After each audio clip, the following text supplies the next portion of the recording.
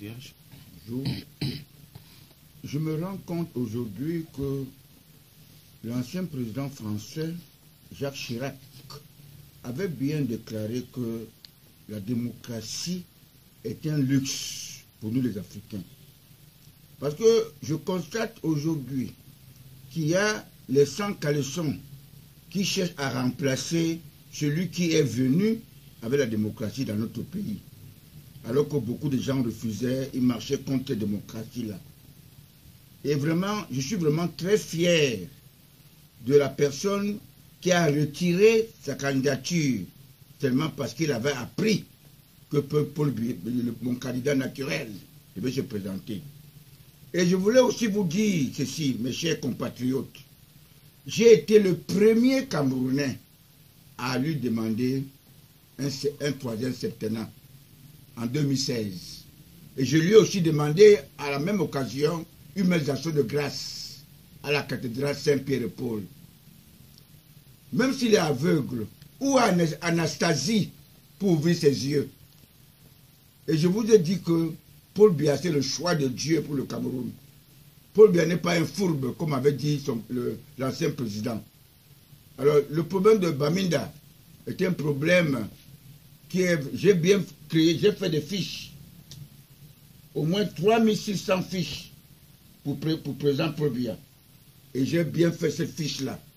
Ça m'a coûté beaucoup d'argent. Le Cameroun, non à la recolonisation, non à la déstabilisation. Alors si le président Paul Biya, certains disent, s'il va même à la Chine, j'en ai fait comme ça au moins 3000 de trucs comme ça. Alors si le président Paul Biya va à la Chine pour demander de l'argent, parce qu'il ne voudrait pas que nous acceptions le mariage pour tous. Ça, c'est le problème des Français. Ils veulent à tout prix qu'on accepte le mariage pour tous. Alors, je vais me permettre de vous lire ce que j'ai préparé pour ce matin.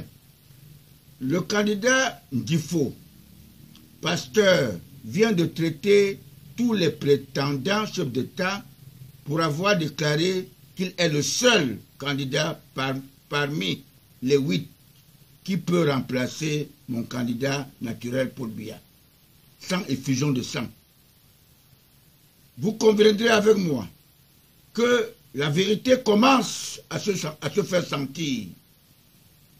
Ils se déchirent entre eux. Je voudrais vous faire savoir que le président Paul Biya n'a pas accédé au pouvoir par l'effusion de sang. Tous doivent se repentir et réciter en disant la vérité. La vraie église catholique qui avait été bâtie par l'apôtre Pierre nous enseigne de dire la vérité pour que le Satan te libère. L'apôtre Pierre fut pourchassé par les Juifs, les adeptes du roi Hérode, ceux qui ont poussé le Fils de Dieu à la mort, malgré qu'il a vaincu cette mort, le seul au monde qui a pu vaincre la mort. Et même le choix de Saul, devenu apôtre Paul, n'a pas résolu les problèmes de notre Église catholique. Pierre et Paul, leur vie était en prison. Jusqu'au moment que notre Église catholique fut dédouanée par le romain empereur Constantin Ier, né en 272 après Jésus-Christ. Et vous devrez savoir que la charité bien ordonnée commence par soi-même. Il a préféré placer le siège à Rome, Vatican, un État dans l'État d'Italie.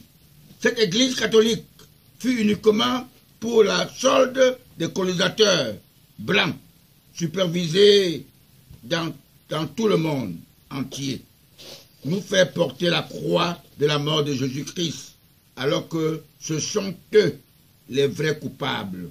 Moi qui suis devenu patriarche de Congo, président fondateur de COTRAC, Collectif de travailleurs retraités de l'Afrique centrale, ancien élève de Saint-Jean Bosco, le témoin oculaire du génocide